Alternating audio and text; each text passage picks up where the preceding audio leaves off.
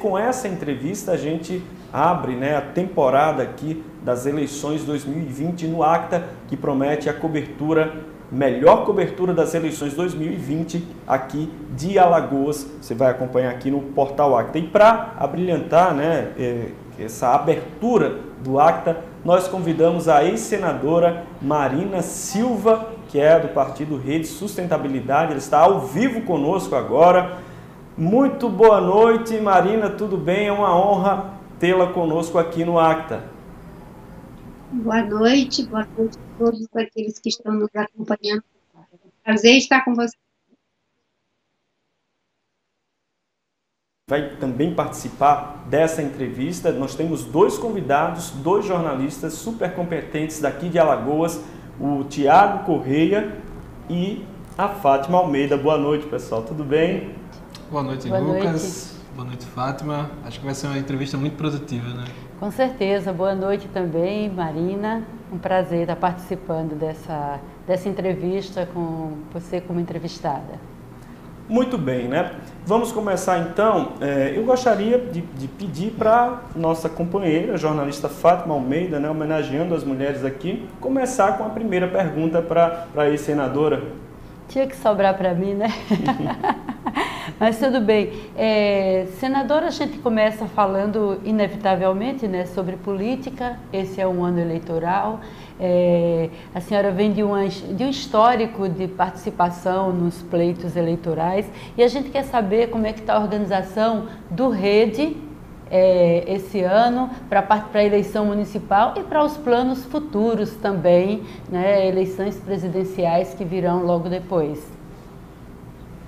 Boa noite, Fátima. Obrigada pela oportunidade de estar conversando com vocês. Vocês estão ouvindo um eco na minha fala? Não, tá tudo bem. Não, tá tudo bem. Tá ouvindo bem. Aqui eu estou ouvindo um pouco de eco, mas, enfim, é um prazer estar com vocês, todos aqueles que estão nos acompanhando agora.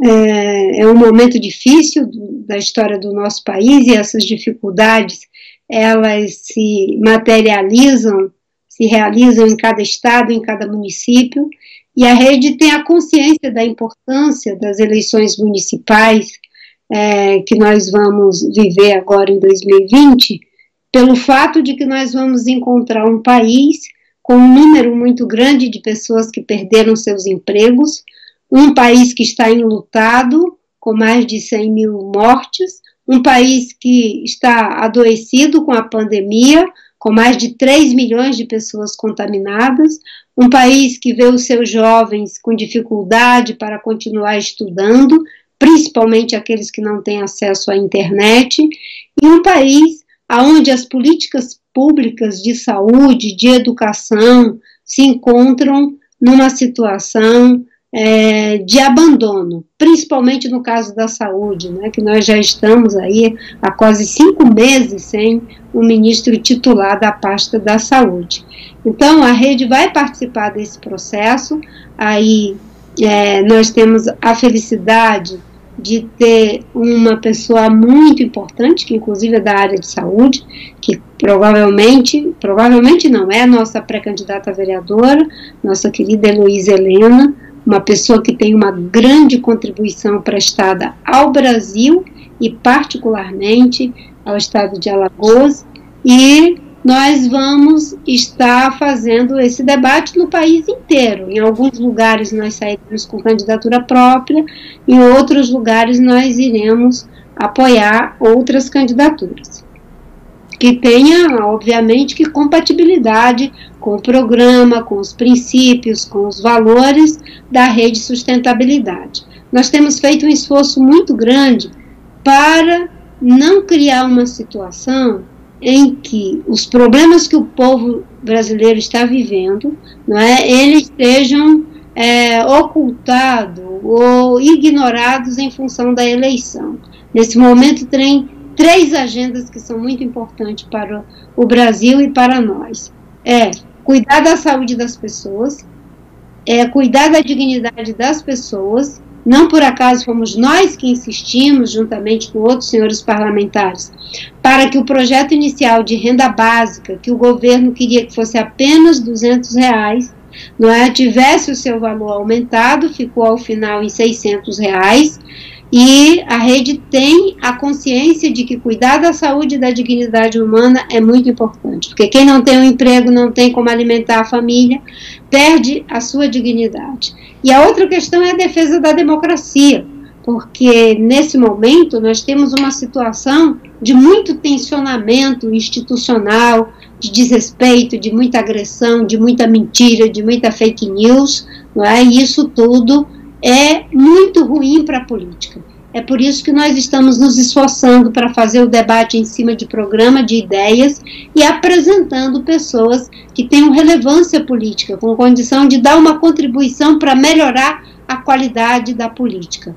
Eu sempre tive muita gratidão ao Estado de Alagoas pela grande contribuição que deu quando elegeu a Heloísa Helena senadora da República, e ela ganhou projeção nacional, e eu tenho certeza que quando chegar o momento certo, esse reconhecimento haverá de vir, porque o Brasil está vivendo uma grave crise política e é preciso que as pessoas que têm compromisso, capacidade técnica, têm uma história de respeito à ética pública, possam vir para a cena política.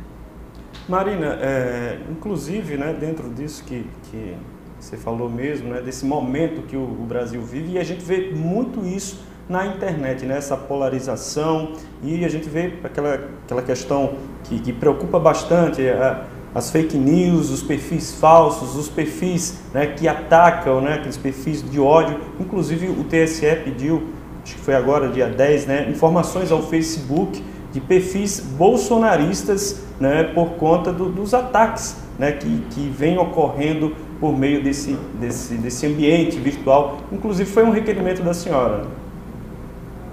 Sim, as campanhas políticas, e principalmente a partir de 2014, elas foram tomadas pelos ataques, pelas desconstruções que são feitas das biografias das pessoas, uma atitude de que você não disputa politicamente, você trabalha para destruir o teu adversário, o teu concorrente, e para essas pessoas vale tudo. Isso começou com a campanha da Dilma e do João Santana em 2014, onde eles fizeram um trabalho e uma tentativa de desconstrução da minha trajetória política, uma coisa violenta que o Brasil inteiro acompanhou. Eu costumo dizer que quem inventou as fake news não foi o Trump, foi a Dilma e o João Santana. Aquela eleição foi uma fraude porque tinha dinheiro da corrupção, e a mentira da disputa eleitoral, que foi uma das piores. Depois, em 2018, isso se agravou de forma exponencial. E depois das eleições, permaneceu esse clima de ódio, de mentira, de ataques, de desrespeito à própria realidade, porque hoje você vê, não importa o que está acontecendo, a Amazônia está pegando fogo, o presidente diz numa reunião internacional que não tem fogo nenhum, que não tem 1 hectare sendo desmatado na Amazônia. Já morreram mais de 100 mil pessoas, e o governo continua subestimando, como se o que está acontecendo não é grave, não é dramático. Já temos mais de 3 milhões de pessoas infectadas, e o governo até hoje não tem um ministro titular da pasta de saúde. A gente não vê o governo fazendo uma campanha de orientação. Desde o começo da pandemia, quem assumiu essa responsabilidade foram vocês. Então, o uso que é feito da internet para fazer as fake news é um processo destrutivo. É destrutivo da democracia, é destrutivo das relações e é destrutivo da própria política. Com ódio e com mentira a gente não constrói absolutamente nada. Minha experiência de vida é que a gente constrói com base no respeito, com base na tolerância e principalmente buscando coletivamente construir a verdade. Agora eu passo a palavra para o jornalista Tiago Corrêa, mas antes eu quero só deixar registrado que a ex-senadora Luiza Helena, né, também participaria dessa entrevista, mas ela está em uma missão, infelizmente não pôde, mas também não vai faltar a oportunidade. Tiago, por gentileza. Marina, boa noite. Primeiramente, licença por chamar de Marina, mas eu queria saber como é que a senhora está acompanhando esse processo de rearticulação política. Né? A gente teve uma eleição onde tivemos entre aspas, pode se classificar assim, um fenômeno eleitoral, né? E houve uma cisão muito forte, né, de dois campos políticos. Né? O problema é que um dos campos políticos, que foi o campo político derrotado, o campo político da esquerda, ele se deteriorou e conseguiu se estratificar ainda mais. Essas eleições municipais, elas são tidas como peças-chave para uma reaglutinação da esquerda, para tentar se montar algo consistente para 2022.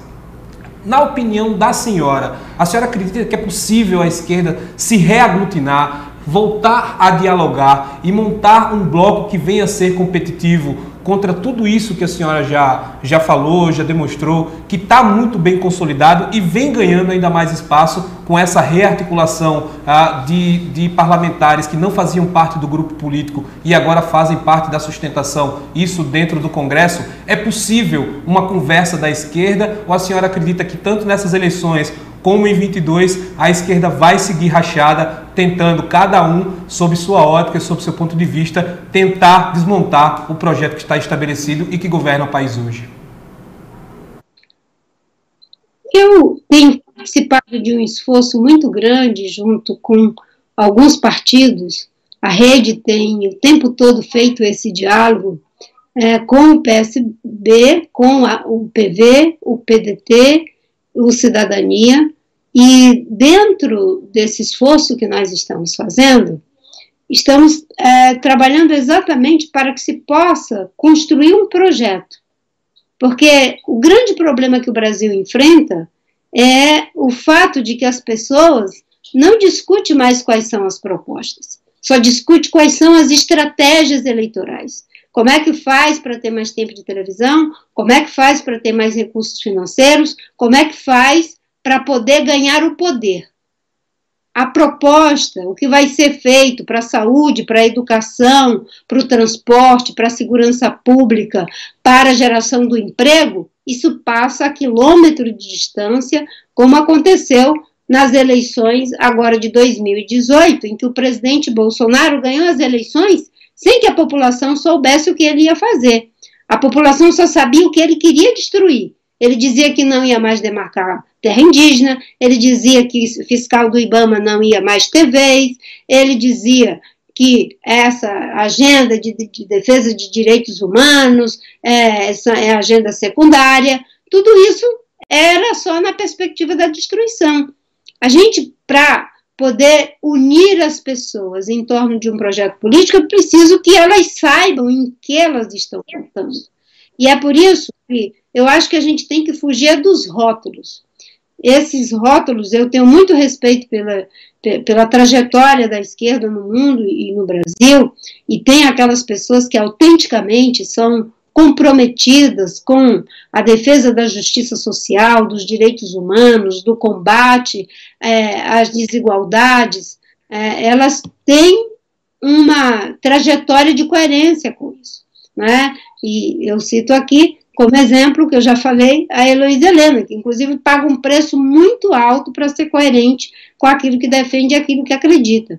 Mas, infelizmente, nos últimos anos, o Brasil viveu um processo de completa confusão, né? Porque se ser de esquerda é se juntar com o Maluf, se juntar com o ex-presidente Sarney, se juntar com todos aqueles que, historicamente, esses grupos que se chamavam de esquerda tanto combateram, eu não sei mais o que é ser de esquerda. Então, é fundamental que a gente pare de ficar se juntando em torno do rótulo e a gente passe a se unir em torno do conteúdo. O conteúdo é o que vai dizer se você tem uma prática comprometida com uma agenda progressista, uma agenda de justiça social, uma agenda de proteção ao meio ambiente. É isso que eu venho fazendo.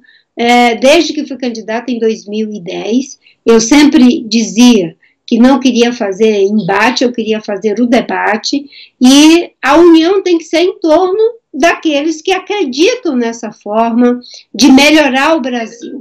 Aqueles que não querem fazer autocrítica dos erros que cometeram, daqueles que não querem reconhecer que hoje, se nós temos essa situação que temos hoje com esse governo, é resultado de uma grande decepção que a população sofreu com os partidos que tiveram a oportunidade de ficar no poder depois da redemocratização, durante esse tempo todo, e decepcionaram as pessoas.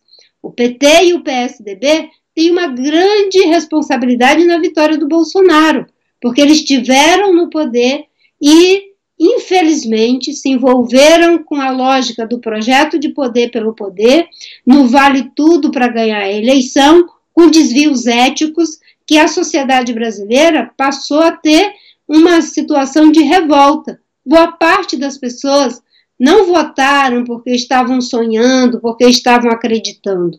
Uma boa parte votou porque estava decepcionada, porque estava indignada, né? Não votava a favor, votava contra. E o resultado está aí. É retrocesso na saúde, retrocesso na educação, desmonte na questão ambiental, um verdadeiro desmonte e ainda com ataques à nossa democracia. Mais uma vez para minha colega Fátima. Marina, você falou bem que esse governo se elegeu dizendo exatamente o que ia fazer, né? E votou nele quem queria exatamente que isso fosse feito, né? E nós vivemos hoje esse processo de destruição da democracia, destruição do meio ambiente, realmente, destruição dos direitos trabalhistas, dos direitos sociais, destruição de vidas, né? O que será esse Brasil do futuro? O futuro que eu falo, o Brasil a partir de 2022. O que será, o que se pode vislumbrar desse Brasil? Esse Brasil 2022, ele precisa ser pensado à luz do Brasil de 2020. Se as pessoas ficarem pensando só na eleição, é como aquela criança que fica querendo pular de fase do videogame. Se nós não formos capazes de dar uma resposta à altura das necessidades que o Brasil está vivendo agora, talvez não se tenha as credenciais para 2022.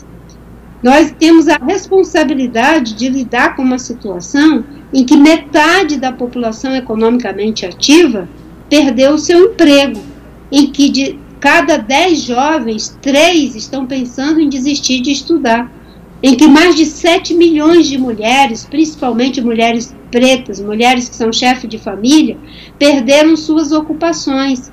Esse Brasil que está de luto hoje é o Brasil que precisa ser visto agora. A gente não pode ficar só de olho em 2022 sem olhar para as respostas que devem ser dadas agora. E as respostas são essas.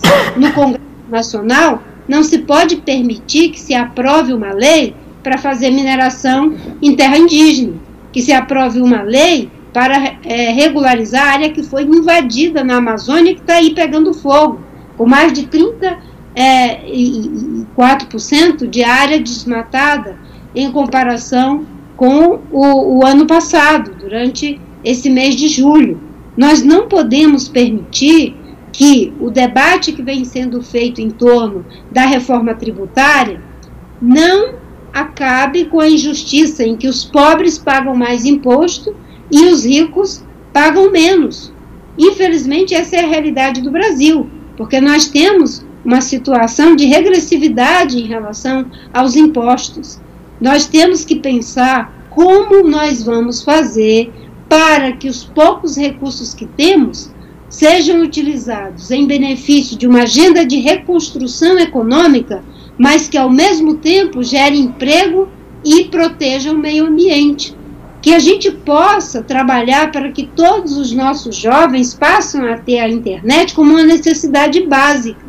Do mesmo jeito que a obrigação do Estado prover escola para todas as pessoas, nesse contexto que o mundo está vivendo, a internet vai ter que ser uma obrigatoriedade do governo de oferecer formas coletivas para que os jovens e a população tenham acesso à internet de boa qualidade para poder estudar e trabalhar.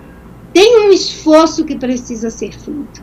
Não é? Eu sempre digo que tem alguns políticos que têm uma ansiedade tóxica da eleição pela eleição e a nação que fique para trás. Ainda bem que a Rede, o PSB, o PDT, o Cidadania e o PV, né, estão fazendo esse debate com esse olhar que eu estou me referindo agora. Pelo menos estamos nos esforçando.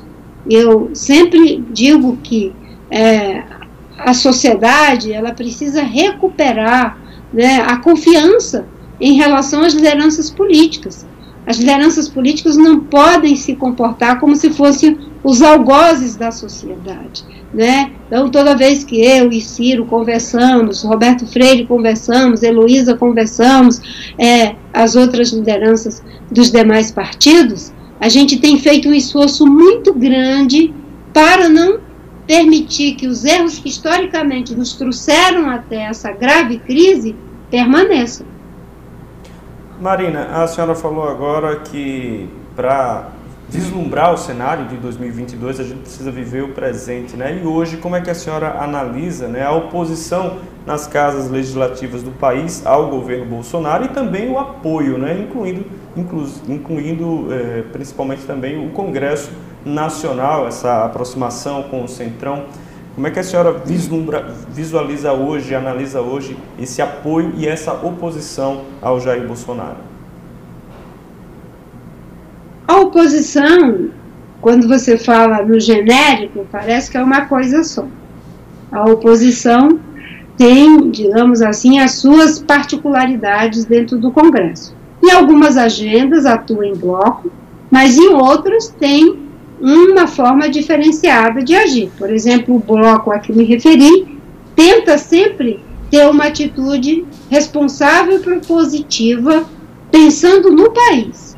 Toda vez que a gente faz a crítica, a gente tenta apresentar alternativas. Por exemplo, quando o governo mandou a proposta da renda básica com R$200, houve uma grande mobilização para que se aumentasse esse valor. E aí todo mundo agiu em bloco e o governo acabou, tendo que se render às críticas e às propostas que a oposição estava apresentando e apresentou a proposta de R$600. Quando eles estavam com uma posição contrária àquilo que havia sido o debate acumulado para o Fundeb, o recurso de financiamento da educação, que é essencial, a sociedade e os parlamentares da oposição comprometidas em apresentar alternativas se mobilizaram e mais uma vez a gente conseguiu aprovar a proposta que era o relatório da deputada Dorinha, que era em acordo com os movimentos da área de educação. Então, a oposição em muitos momentos tem atuado com firmeza, com contundência, denunciando as atrocidades desse governo, mas ao mesmo tempo preocupada em não deixar a sociedade em situação de penúria. Agora, na reforma tributária, vai ser fundamental pensar essa reforma tributária de uma maneira em que se promova o princípio da equidade, em que se tem uma reforma tributária que seja transparente para que as pessoas saibam, o quanto elas estão pagando e que elas estão recebendo em troca daquilo que elas estão pagando para o Estado, uma reforma tributária que seja, ao mesmo tempo, justa para parar de cobrar mais dos pobres e menos dos ricos, e assim por diante. Então, esse é o papel de quem é oposição com compromisso com a sociedade. Agora, nós vamos ter que repensar também algumas coisas. Eu acho que em 2018 todo mundo subestimou o Bolsonaro. Dos meios de comunicação à academia, da academia aos políticos, nos quais eu me incluo. Nós não temos mais o direito de subestimar o Bolsonaro duas vezes. Ele não está nem aí para os 100 mil mortos, para os 3 milhões de infectados, ele já está em plena campanha, porque ele está aí de olho em duas coisas: no projeto de poder, em prejuízo do país, e na sua eleição, em prejuízo do sofrimento que a nação brasileira está atravessando agora. Eu vou passar para o Tiago Correia mais uma pergunta e depois eu vou fazer algumas perguntas aqui da nossa audiência na internet que estão chegando aqui no YouTube. Mas, Tiago, por gentileza. Marília, eu queria saber a sua opinião com relação a essa questão do meio ambiente. De fato, como você bem evidenciou no início, a Amazônia está queimando, apesar da negativa do governo, e contra fatos não há argumentos, até porque a gente consegue ter acesso a isso hoje muito mais facilmente. Dentro desse cenário, a gente tem organizações internacionais cortando verbas que, como a senhora mesmo deve saber, foram duramente conquistadas, né? Poucas pessoas sabem como é difícil conseguir verbas de organismos internacionais para a proteção do meio ambiente, e essas verbas que estavam estabelecidas, elas estão se perdendo e se reduzindo a cada dia, países declarando apoio e cortes efetivos. Ao mesmo tempo que isso está acontecendo, a gente tem os organismos de defesa do meio ambiente aqui no Brasil sendo esfacelados, a exemplo do IBAMA, perdendo força, e hoje só é forte ainda porque você tem pessoas dentro do IBAMA que conseguem manter aquela política de outras horas. Ao tempo que isso está acontecendo, a gente tem um ministro dizendo que temos que aproveitar a Covid para passar a boiada. A senhora acredita que as respostas políticas que estão sendo dadas, não só do ambiente político, mas como também das organizações internacionais de proteção ao meio ambiente e as organizações nacionais também, ainda é pouco efetiva? Porque isso está acontecendo, isso está perdurando e o efeito disso a longo prazo pode ser devastador. Na opinião da senhora, precisa de ações mais enfáticas para tentar frear essa situação e esse contexto que foi montado lá atrás e que está em pleno vapor agora? O que nós estamos vendo no Brasil é algo que causa profunda tristeza, vergonha e indignação. Porque o Brasil é um país que, a duras penas, conquistou credibilidade na agenda internacional pelo esforço que foi feito a partir de 2003, quando eu assumi o Ministério do Meio Ambiente, na questão da redução do desmatamento e das queimadas na Amazônia. Durante a minha gestão, nós fizemos o Plano de Prevenção e Controle do Desmatamento na Amazônia, e o desmatamento caiu 83% durante 10 anos. Durante a minha gestão, de 2003 a 2008, nós fomos responsáveis aqui no Brasil por 71% de tudo que foi criado em áreas protegidas no mundo.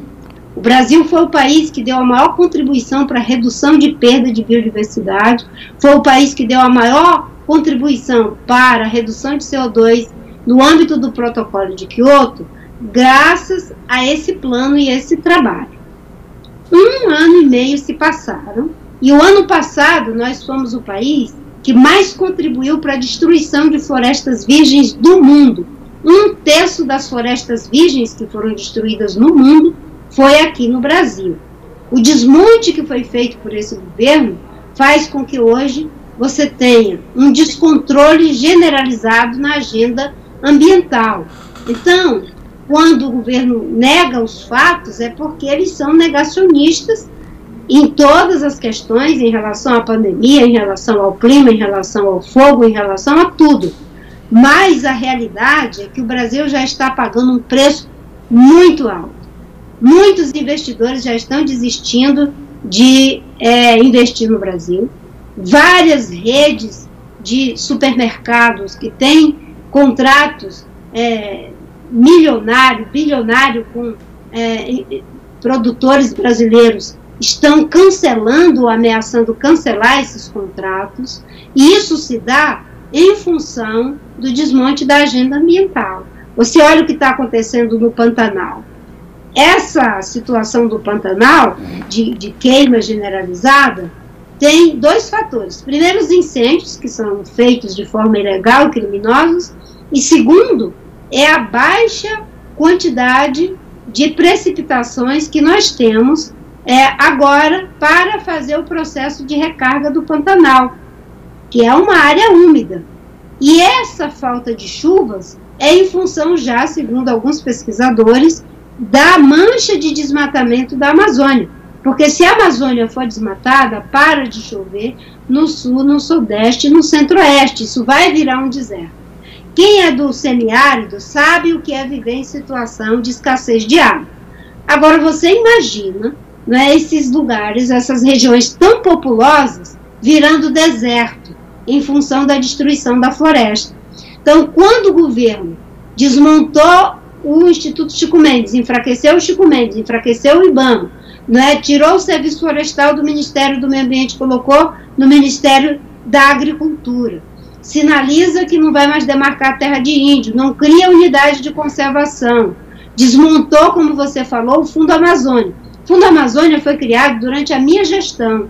Foi graças a esse resultado que eu falei, de diminuir desmatamento, diminuir perda de biodiversidade, diminuir a emissão de CO2, que a Noruega aportou um recurso a fundo perdido para ajudar a combater incêndio, ajudar projetos de desenvolvimento sustentável, incentivar a pesquisa, uma série de ações. Depois veio a Alemanha, de sorte que nós já tínhamos ali algo em torno de 2 bilhões de dólares a fundo perdido, não é? E o governo assume, a primeira coisa que faz é paralisar os recursos do fundo. E por que paralisou?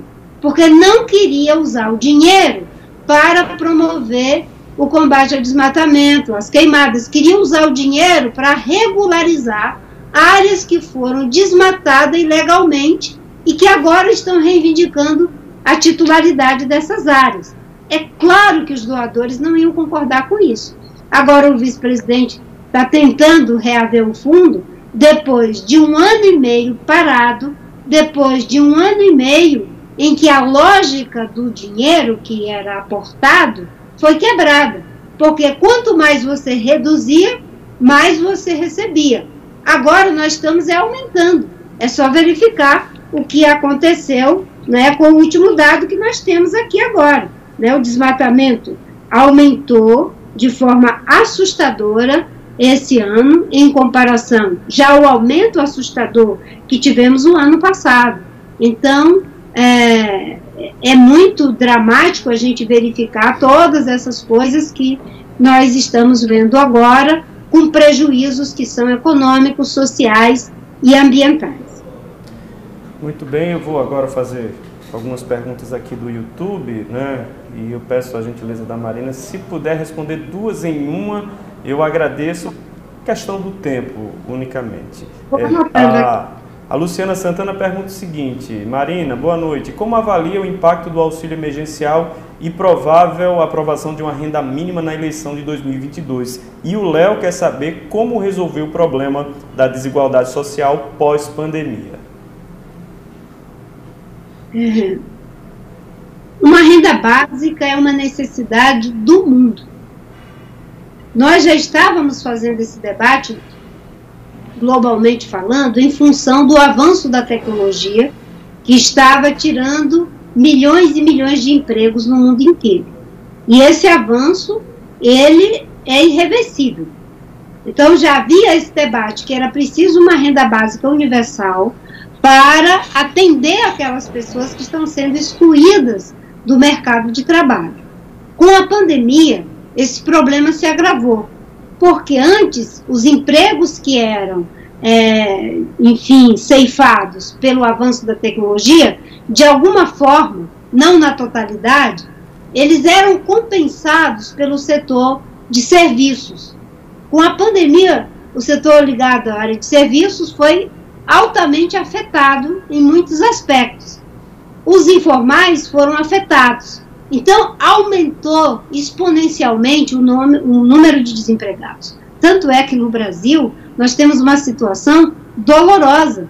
Metade da população economicamente ativa perdeu seu emprego, sua ocupação. Então, é algo muito grave. Então, é preciso uma renda básica universal. O senador Eduardo Suplicy é pioneiro nesse debate. Há mais de 30 anos ele iniciou esse debate aqui no Brasil. Ele, inclusive, era ridicularizado muitas vezes.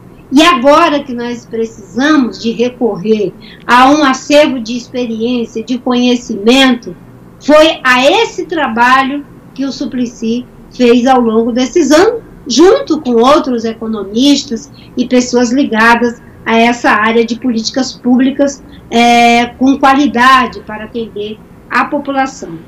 Como enfrentar o problema da desigualdade pós-pandemia? Esse é um problema que tem que começar a ser enfrentado agora. A renda básica já é uma forma de fazer esse enfrentamento, mas fazer novos investimentos que valorize cada vez mais aquilo que a gente chama de negócios sociais. O que é um negócio social?